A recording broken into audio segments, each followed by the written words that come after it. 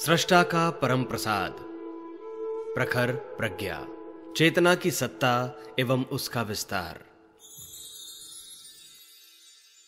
इस संसार में जड़ के साथ चेतन भी गुथा हुआ है। काम करती तो काया ही दिखती है, पर वस्तुतः उसके पीछे सचेतन की शक्ति काम कर रही होती है। प्राण निकल जाए तो अच्छी खासी काया निर्जीव हो जाती है। कुछ करना धरना तो दूर, मरते ही सड़ने गलने का क्रम आरंभ हो जाता है और बताता है कि जड़ शरीर तभी तक सक्रिय रह सकता है जब तक कि उसके साथ ईश्वरीय चेतना जुड़ी रहती है। दोनों के पृथक होते ही समूचे खेल का अंत हो जाता है। एकाकी चेतना का अपना अस्तित्व तो है, उसकी निराकार सत्ता सर्वत्र समाई हुई है। साकार होती तो किसी एक स्थान पर एक नाम रूप के बंधन में बंद कर रहना पड़ता और वह ससीम बनकर रह जाती। इसलिए उसे भी अपनी इच्छित गतिविधियां चलाने के लिए किन्हीं शरीर कलेवरों का आश्रय लेना पड़ता है। इस प्रकार प्रत्यक्ष परिचय प्राप्त करना संभव है। निराकार तो प्रकृति की लेसर, एक्सरे किरणें आदि अनेक धाराएं काम करती हैं, पर उनको समझ सकना खुली आंखों से नहीं वरन किन्हीं सूक्ष्म उपकरणों के सहारे ही संभव हो पाता है। गाड़ी के दो पहिए मिलजुल कर ही काम चलाते हैं। इसी प्रकार इस संसार की विविध गतिविधियां विशेषतः प्राणी समुदाय की इच्छित हलचलों के पीछे अदृश्य सत्ता ही काम करती है, जिसे ईश्वर आदि नामों से जाना जाता है। विराट ब्रह्मांड में संव्याप्त सत्ता को विराट ब्रह्म या परमात्मा कहते हैं।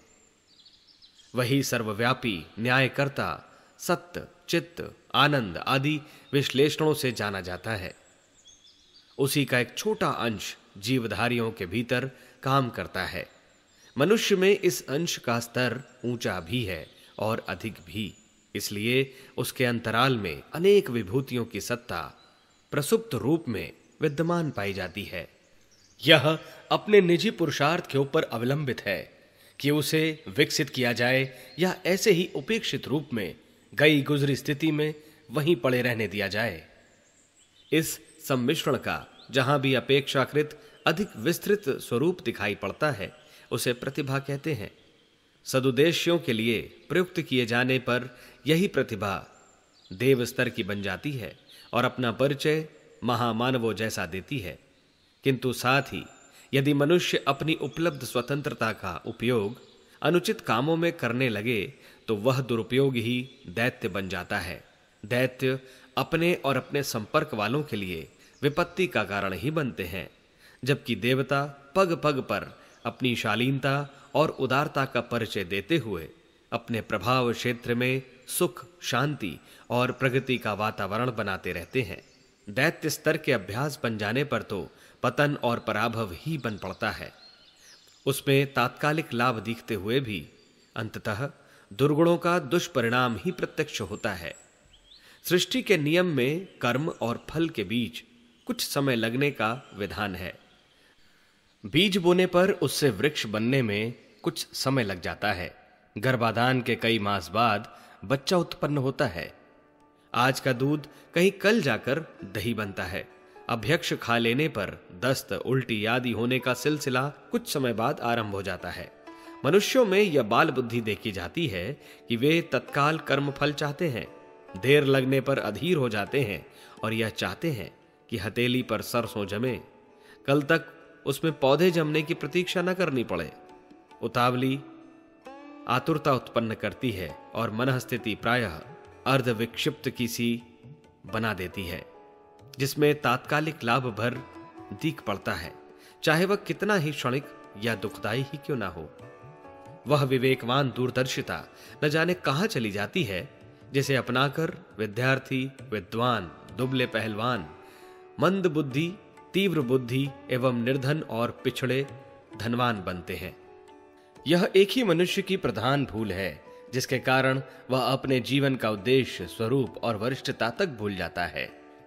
मार्ग से भटककर झाड़ झंगाड़ों में मारा मारा फिरता है।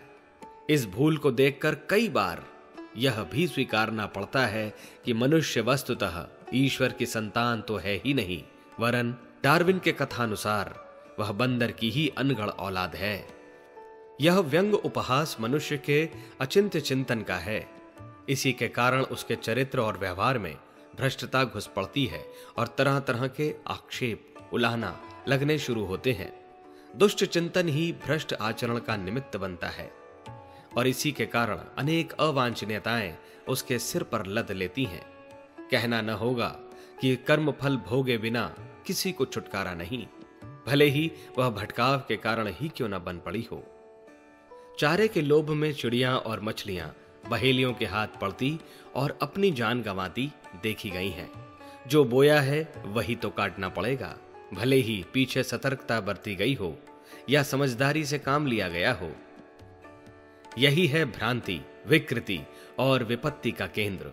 इसके भंवर में फंसकर अधिकांश लोग गहरित गतिविधियां अपनाते और दुर्गति के भाजन बनते हैं। यदि इस भूल से बचा जा सके तो मनुष्य को ईश्वर का उत्तराधिकारी ज्येष्ठ राजकुमार कहने में किसी को क्यों आपत्ति हो। फिर उसकी प्रवृत्ति स्वार्थी बनकर आनंद का रसास्वादन करते रहने में क्यों किसी प्रकार बाधक बने। क्यों उसे वासना, तृष्णा और अहंता के लोहपाशों में जकड़ जाने पर बंदी गृह के कैदी जैसी विडंबनाएं सहनी पड़े। क्यों मरघट में रहने वाले व्यक्तियों जैसा नीरस, निष्ठुर और हेय जीवन जीना पड़े। क्यों डरती डराती और रोती रुलाती जिंदगी जीनी पड़े।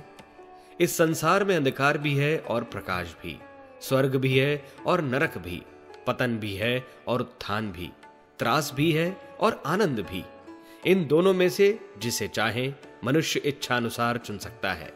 कुछ भी करने की सभी को छूट है, पर प्रतिबंध इतना ही है कि कृत्य के प्रतिफल से बचा नहीं जा सकता। सृष्टा के निर्धारित कर्म को तोड़ा नहीं जा सकता। करने की छूट होते हुए भी उसे परिणाम भुगतने के लिए सर्वथा बाध्य रहना पड़ता है। यह दूसरी बात है कि इस प्रक्रिया के पकने में कुछ विलंब लगता है। मुकदमा दायर होने और सजा मिलने में अपने न्यायाधीश भी तो ढेरों समय लगा लेते हैं। ईश्वर का कार्यक्षेत्र तो और भी अधिक विस्तृत है। उसके न्याय करने में यदि देर लग जाती है तो मनुष्य को धैर्य खोने की आवश्यकता नहीं है और न यह अनुमान लगाने की कि वहां अंधेर गर्दी चलती है। चतुरता के बलबूते अपने यहां तो अनेक अपराधी दंड पाने से बच जाते हैं, पर सर्वव्यापी और सर्वसाक्षी न्यायाधीश के न्याय में किसी को ऐसे अवसर नहीं मिलते। इस वास्तविकता से असहमत रहने के कारण ही लोग प्रायः नास्तिक बन जाते हैं। कर्मफल की मान्यता का उपहास उड़ाते हुए स्वेच्छाचार बरतते हैं। विवेक होने की समझ तभी आती है जब समयानुसार क्रिया की प्रतिक्रिया सामने आ खड़ी होती है। यहां तो प्रसंग इस बात का चल रहा है कि ईश्वर और जीव आपस में अविच्छिन्न होकर रह रहे हैं, अत्यंत सघन भाव और अविच्छिन्न साथी सहचर की तरह। स्थिति को देखते हुए इस बात की पूरी गुंजाइश है कि समर्थ बीज से उपजा समर्थ बालक अभीष्ट सहयोग प्राप्त कर सके और अभावग्रस्तता की दुखदायी स्थिति से सरलता पूर्वक छूट सके। पर प्रचलित विडंबनाओं में से एक यह भी है कि नितांत निकट रहते हुए भी परिचय ऐसा बना लिया गया है मानो एक दूसरे से नितांत अपरिचित हैं। कभी कभी ऐसा देखा गया है कि विशालकाय नगरों में एक ही बड़े भवन की चार दीवारी में रहने वाले किराएदार एक दूसरे से परिचित तक नहीं होते। हम अपने शरीर के भीतरी अवयवों को भी पूरी तरह कहां समझ पाते हैं। शरीर में समाये विषाणुओं का पता नहीं चलता और यह भी नहीं पन पड़ता कि उनके कारण उत्पन्न होने वाले खतरों को समझ सकें और समय रहते कुछ उपाय उपचार कर सकें। समझदार कहे जाने वाले मनुष्य के इस भुलक्कड़पन को देखते हुए उसे ना समझ कहा जाए तो कुछ भी अनुचित न होगा। स्वस्थ दिखने वाले भी अस्वस्थता से जकड़े हुए हैं, घुन लगी लकड़ी की तरह भीतर ही भीतर पोले हो रहे हैं। स्थिति इतनी बदतर है कि अणु से लेकर विराट विभु के कण कण में एक अत्यंत सुव्यवस्था के संव्याप्त होने पर भी अपनी अकल यही धोखा देती रहती है कि इस खेत का कोई बोने वाला या रखवाला नहीं है। चाहे जो करने और चाहे जो पाने की मनमानी करते रहने में कोई हर्ज नहीं। आम प्रचलन में इन दिनों ऐसी ही सोच की भरमार है। अनास्था की जननी दुर्बुद्धि। इस भ्रांत धारणा की एक हानि यह है कि मनुष्य स्वेच्छाचारी व अनाचारी बनता है और अपनी राह पर तीर की नोक वाले कांटे बोने में लगा रहता है। न चाहते हुए भी अंधकार परिस्थितियों को अपने समीप बुलाने के लिए निमंत्रण देने में बाध्य रहा है। अभावग्रस्तता, विषमता और विपन्नताएं प्रायः इसीलिए दिख पड़ती हैं। यदि सोच ठीक रही होती और उसके प्रकाश में सीधे मार्ग पर चल सकना संभव हुआ होता तो यहां सब लोग मिलजुल कर रहते, हंसती हंसाती जिंदगी जीते, एक दूसरे को ऊंचा उठाने और आगे बढ़ाने में सहयोग करते। तब सीमित साधनों में भी लोग संतुष्ट रहते और अभीष्ट वातावरण बना हुआ होता। हर किसी को अदृश्य मार्ग का दृश्यमान अरुणोदय अनुभव करने का अवसर मिल रहा होता। पर उस दुर्बुद्धि को क्या कहा जाए जिसने मनुष्य को मर्यादाओं, प्रतिबंधों और वर्जनाओं को तोड़ने के लिए उद्धृत स्वभाव वाला वनमानुष बनाकर रख दिया है। आश्चर्य इस बात का है कि मनुष्य को बंदर बनाने वाली दो भूलें एक साथ जन्मी हैं और उनने एक ही चक्कर में पूरी तरह चोट करने के बाद आगे बढ़ने का सिलसिला बनाया है। दूसरी भूल है अपने स्वरूप, कर्तव्य और उद्देश्य को भूलने की तथा अपने अति निकट रहने वाले उदार स्वभाव वाले परम सज्जन भगवान से परिचय बनाने तक की इच्छा न करने की अन्य मनसकता, अवमानना। अपने से बड़ी शक्ति के साथ संबंध जोड़ने की महत्ता को छोटे बच्चे तक समझते हैं। वे उसी की ओर खिसकते हैं जिसके पास खिलौने, चॉकलेट और अच्छे उपहारों का सामान होता है, जो प्यार से बुलाते और दुलार पूर्वक गोदी में चढ़ाते हैं। जब इतनी समझ छोटे बालकों तक में पाई जाती है तो आश्चर्य होता है कि मनुष्य भगवान का घनिष्ठ बनने या उसे अपना घनिष्ठ बनाने में इतनी अधिक उपेक्षा क्यों बरतता है। ऊंची सतह के बड़े तालाब में अधिक पानी होता है। पास में ही कोई कम पानी वाला गड्ढा हो तो दोनों की तुलना में असाधारण अंतर होगा। इतने पर भी यदि दोनों के बीच एक नाली बना दी जाए तो ऊंचे तालाब का पानी नीचे गड्ढे को भरना जल्दी आरंभ कर देगा और वह सिलसिला तब तक चलता रहेगा जब तक कि दोनों जलाशय एक सतह पर नहीं आ जाते। नीचे वाले गड्ढे का पानी निश्चित रूप से ऊंचा उठेगा, भले ही उसमें ऊंचे वाले को कुछ घाटा ही क्यों न रहा हो। ईश्वरीय सानिध्य के लिए किए गए प्रयास अंधविश्वास नहीं है। यदि उनका सही तरीका न समझा जा सके तो मृग तृष्णा में भटकने वाले हिरण की तरह भ्रमग्रस्तों जैसी धमा चौकड़ी मचाते रहेंगे। तब तो खिन्नता, विपन्नता और असफलताएं ही हाथ लगेंगी। यदि रुके बिना धीरे धीरे चलने वाली चींटी भी पर्वत शिखर पर जा पहुंचती है तो फिर कोई कारण नहीं कि ईश्वरीय सानिध्य का सही मार्ग विदित हो जाने पर उस प्रयोजन में आश्चर्यजनक सफलता न मिले। कहना न होगा कि सशक्तों की समीपता, सानिध्यता मनुष्य के लिए सदा लाभदायक ही होती है। सुगंध जलाते ही दुकान पर सजी चीजों में से अनेकानेक महकने लगती हैं। चंदन के समीप उगे हुए झाड़ झंखाड़ भी प्रायः वैसी ही सुगंध वाले बन जाते हैं।